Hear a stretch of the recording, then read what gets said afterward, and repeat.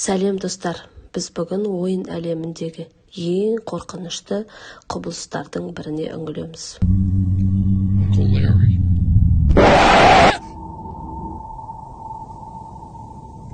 Түнгі қараңғылық, камера, қимылдайтын қуыршақтар, әңгіме код Фредди жайлы. Ендеше белді бекем буыңдар, өйткені біз Фреддидің лабиринтінен тірі шығуға тырысамыз. Сіз ойында ашқанда бәрі қарапайым сияқты. Сіз түнгі күзетшісіз, бір ғана міндет бар, таңға дейін аман қалу. Бірақ бұл жерде бір кішкентай мәселе бар.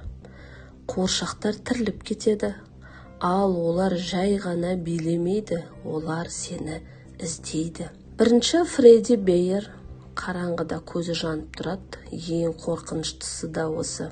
Екіншісі Бонни қоян, есіктің артында үнсіз тұрады, камераны өшірсең біттің.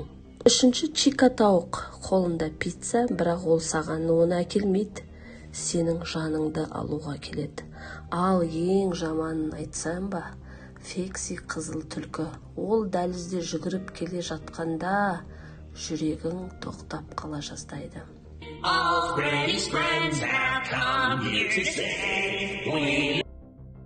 Бұл ойынның ең мықты жері сенде қару жоқ. Тек қана камералар мен есіктер.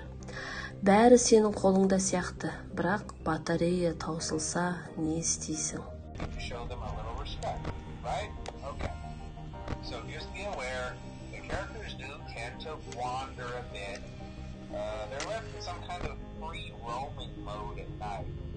Фредди күліп тұрғанда сен өлесің.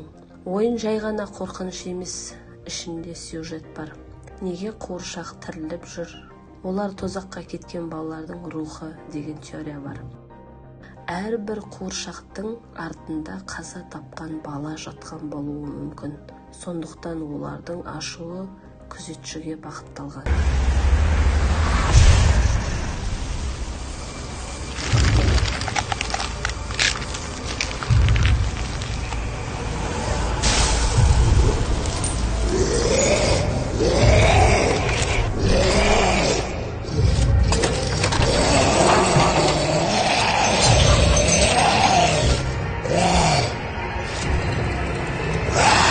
Фреддидің күлкісі жай ғана дыбыс емес, ол құлаған балалардың әруағы дейді.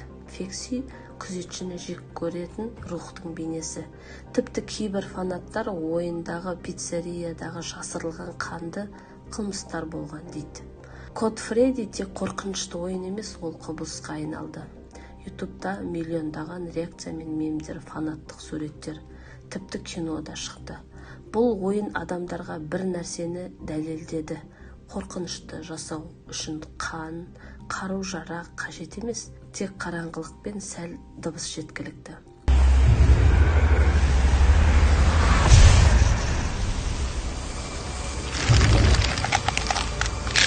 Сонымен код Фредди жай ғана ойын ба, әлде нағыз қарғыс па?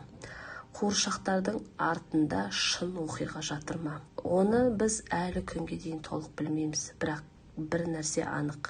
Егер сен түнгі күзетші болсаң, Фреддиден аман қалу мүмкін емес. Елестетіп көрші, түнгі сағат 3, камерадан қарадың. Дәліз бос сияқты, бірақ кенеттен Боннидің көзі жарқ ете қалды.